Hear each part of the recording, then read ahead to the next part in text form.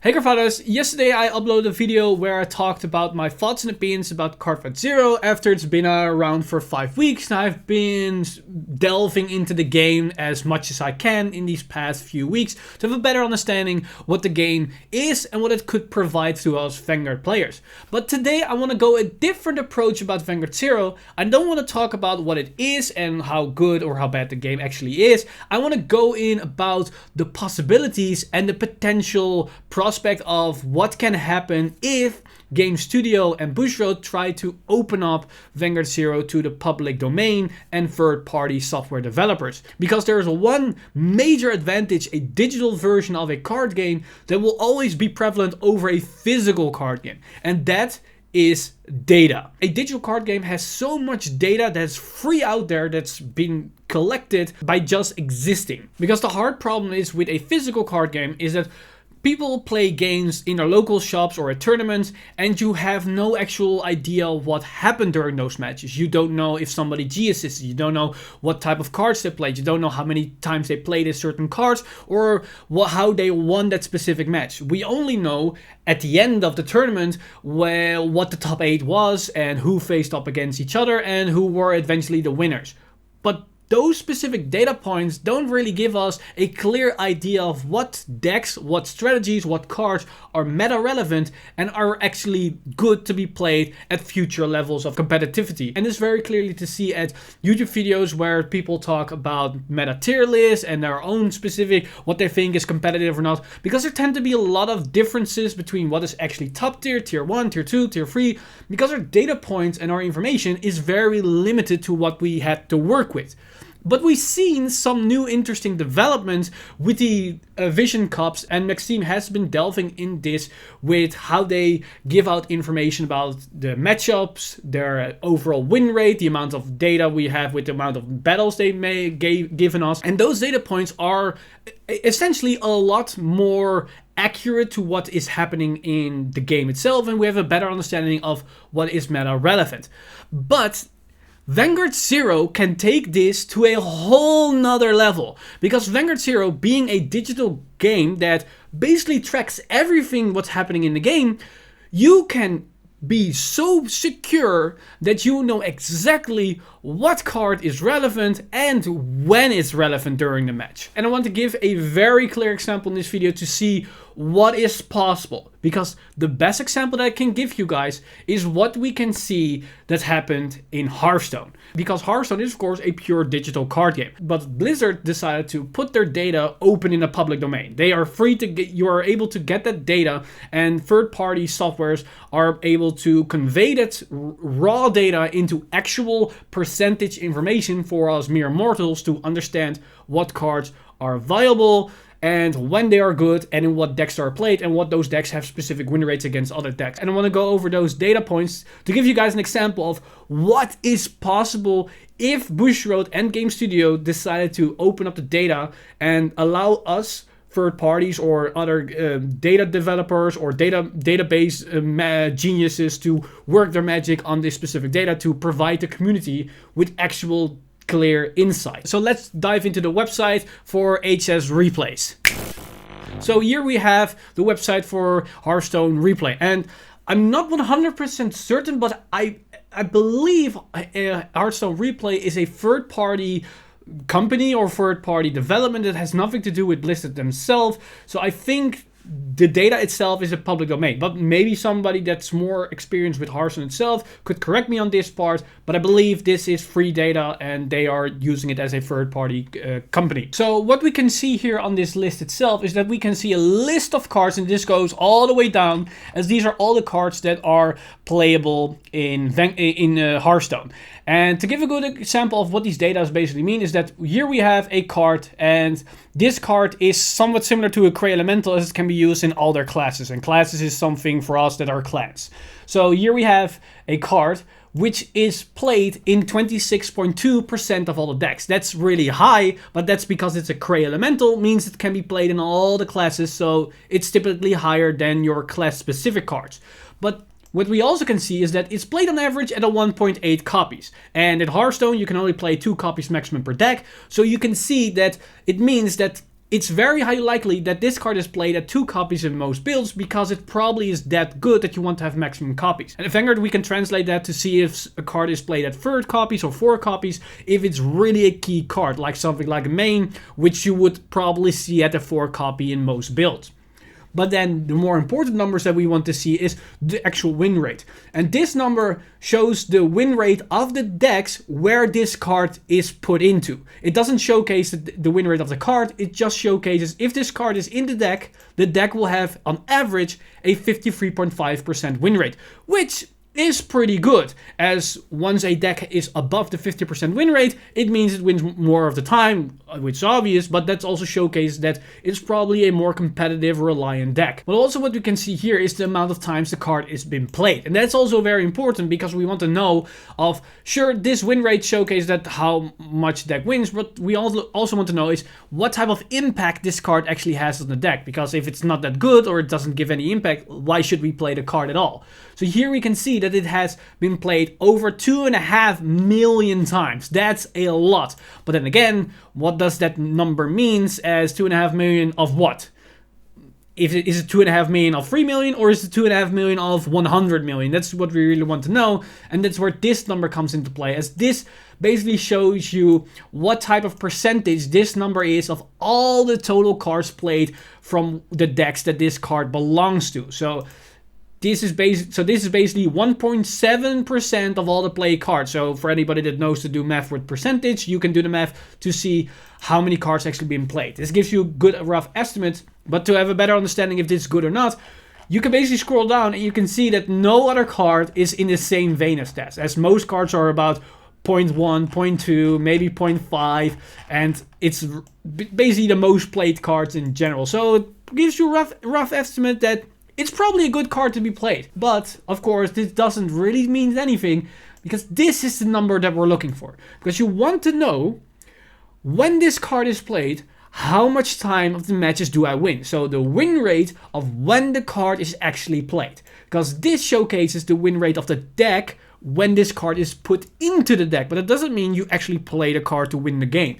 This shows you when I actually play the card, at least one copy of it, anytime during the match, then my win rate is 53%. So it's about the same as the average of the deck itself. So you can deduce that the card might have a small impact on the win rate or not, or it's actually pulling the deck upwards because every time you play the card, it's on the same level of the win rate of the deck. So it's on around average. But to give some more insight of these numbers, you can see that this card has a 58.1% win rate when it's put into the deck. So that's a lot higher. And 58 is already really, really good, because once you start getting into a 60% win rate, you have a actual top tier deck on our hands. But then you can see that the win rate once you play the card is significantly lower. It's around 53.3, so about 5% lower. So you could think that that means that the card is actually not that good for the deck because it lowers your win rate once you play it.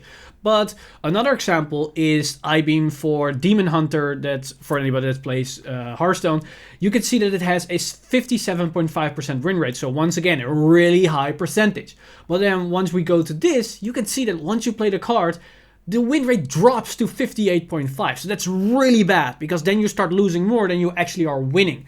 But does that mean the cards are bad? Well, no, because you need to keep something in mind here. This means when you play the card anytime during the match, this is the win rate for that. So it can mean that a lot of times players are actually already losing the match, then they play the card, and then they still lose, so it will lower the win rate of that specific card. It can happen, and this happened especially with low cost mana cards, as this is a 3 mana card and this is a 1 mana card, as you can play those cards very early on, but low mana cost tends to have less and less impact the more and more the game progresses, as you have more mana to work with. So that's why the amount of play win rate can lower, as this is just a generic overview of the percentage. You actually want to go into more detailed information, and that is what we also can do if we go to a specific card, because then we can see in what type of builds they are played. So what type of deck, we can see a shaman, a different type of shamans from warlock, warrior, different shamans, and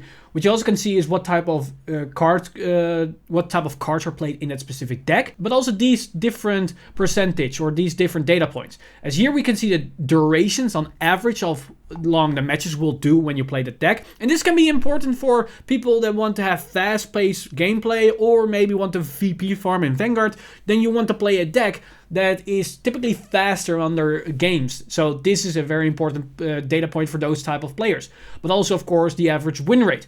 But the more important one here is the amount of games, because this number dedicates how accurate all the other numbers are. Because the higher this number is, the more accurate the other win percent, data points, and all the other things is, because you have a larger data pool to get a good amount of your average out of that. Because this number here, this 54.6% is a lot more accurate than this one here, or this one here with the 59.9, because this one only had 3,100 games, but this had an 11,000 games. So you know for sure that this is probably more in the realm of what's happening in the reality than what's here. This is probably still somewhat relevant, but will probably go a bit lower once we have another 10,000 games in for this deck.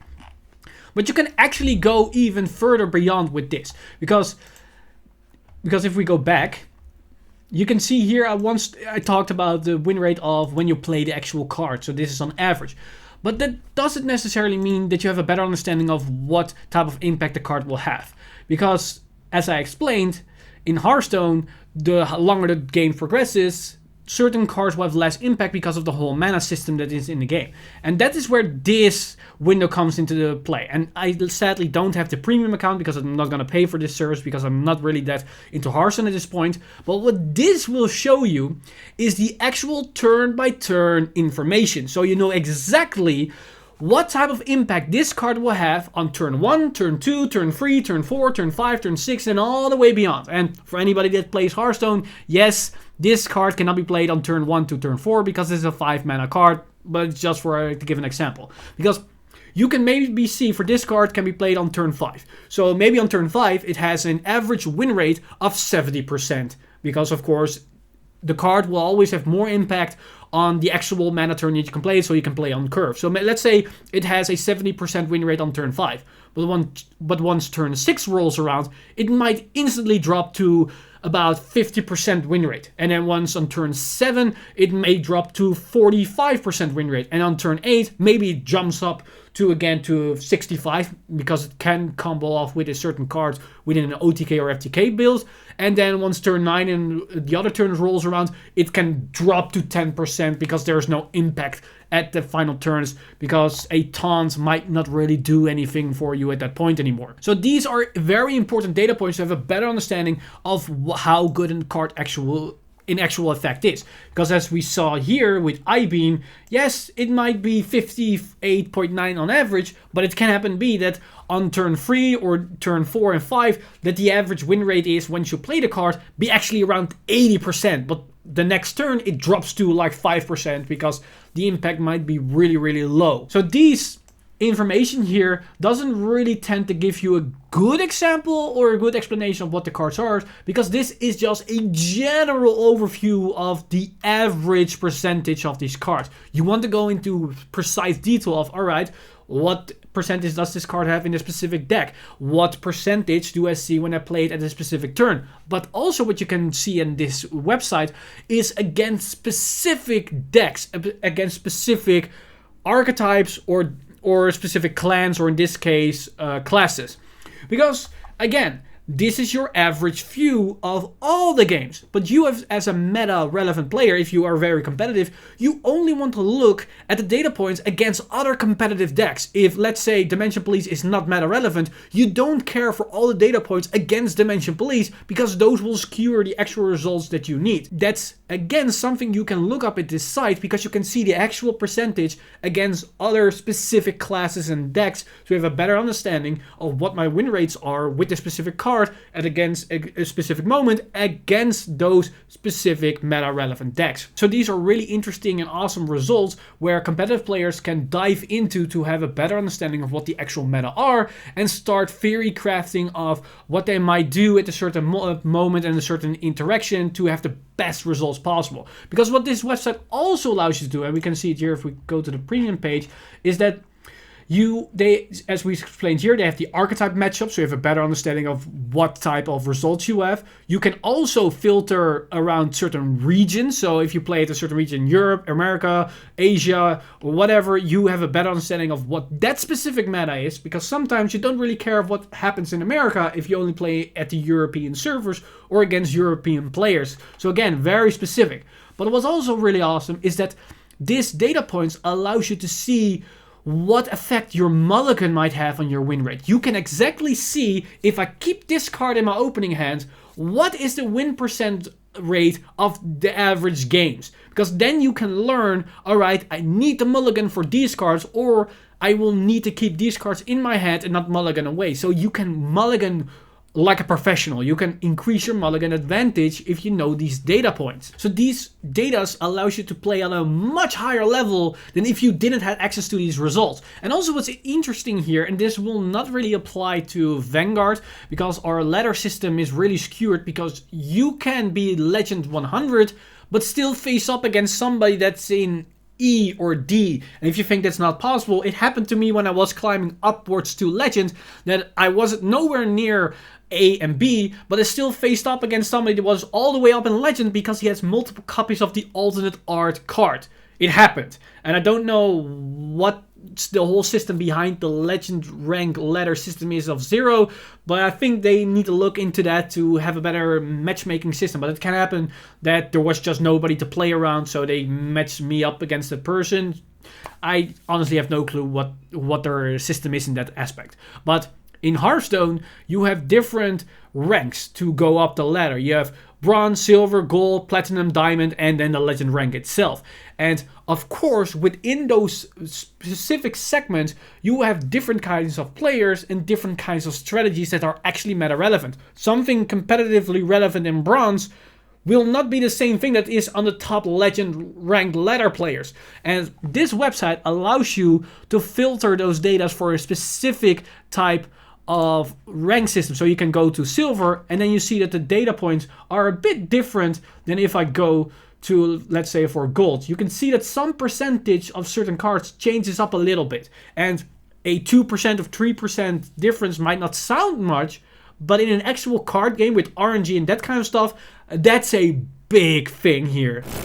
So that's basically what we can see what Hearthstone is doing. But we can actually apply this to Zero to the exact same scope and capacity, as the data should be available. It can be that Bushwood isn't saving the data or isn't sending the data outwards, but it shouldn't be that hard of a thing to do because the game is already existing. All the actions and interactions are already there. The only thing they need to do is that once an action happens, that they either save it during the game and then after the game is over, send all those data to a open database, and that will be available for a certain amount for third parties to then process and access so they can do their thing, or they can basically send all the live data somewhere else so anybody can access that, so they can do this type of stuff to make a better understanding of what happens. And you can think to yourself, well, this can never happen in Vanguard because we have the trigger system and it's completely RNG and it will screw all the results. Well, if you haven't played Hearthstone, you might think that that's the case, but Hearthstone has even more RNG in it than Vanguard will ever have, because Hearthstone can generate random cards out of nowhere. They have cards in a mage class that's all about spells that basically states cast a random spell, and it pulls out a spell out a spell pool of about 50 different spells and can random anything. And certain mage spells can then also do something random or generate more cards. And you have other cards that can generate random cards out of a pool of 200 cards. And you can see where I'm going here with the amount of crazy RNG that's happening. And Hearthstone replays actually account for that RNG as well. A good example is that there was an old card that could generate 4 different totems, 4 different cards, let's say that. And each card has a different impact. And this website tracked the exact amount of percentage for each and every single outcome. So what happened if I get card 1, what happened if I get card 2, what happens if I get card 3, what happens if I get card 4. Those data points were tracked over all the other data points. So we could see what happens against a certain class, against a certain archetype, what happens at every single turn when I possibly play a card.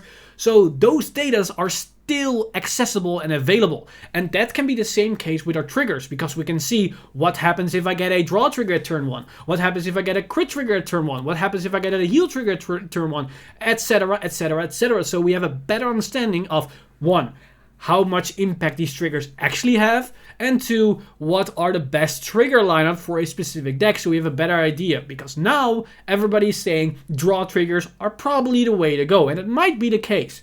But these type of results will actually confirm that belief. They will actually have a grounded foundation to make these claims that either Clan A or Clan B is meta relevant, and that strategy A or strategy B is probably the way to go. Currently, we are playing blindly. We are thinking certain things are reality, but we are not 100% sure. These type of data points and these value points and basically these whole statistics and analytic tables can give us a better understanding of what's happening and can make Vanguard 0 a actual super competitive game. And it seems that Bushiroad is starting to make 0 more competitively with their tournaments. So it's basically confirmed that Bushiroad is taking 0 a lot more competitively than you might initially think. So these type of information and these public data sets could actually benefit the whole game on a whole nother level, and it allows competitive players to actually take this game serious 100%. So that was a overview of what precise third-party or open source data of the Vanguard 0 gameplay can mean for Vanguard 0 in general. There's a lot of statistics going on in this video, and this is just scratching the surface because I just went basically very fast and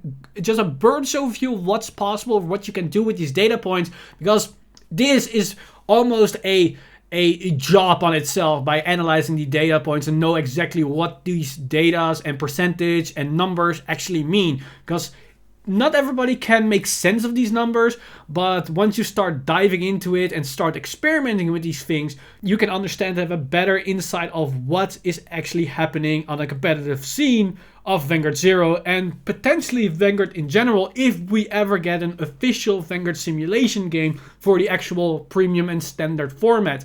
Because if that's the case, I really hope that they're going to allow something like this to be possible. Because as far as I know, this has nothing to do with Blizzard themselves. This is done by a third party that just is able to access the public or open source information that comes out of Hearthstone with all the fights and gameplays that's happening every single second while the thing is live. But that's basically everything for me today. Let me know in the comments down below what you guys thought of this video. Are you in favor of these type of informations or these sets of data points to be able for us community to access and to do things like this with? Or are you think that they shouldn't take 0 too serious and just keep it as a casual game with some competitivity with the whole tournaments that are going to happen very soon, and think it might have a negative impact on the game in general? Let me know all your thoughts and opinions on this matter, as I know for sure that some competitive players have a lot to say about open source data points like this that we see in Hearthstone, as I know a lot of people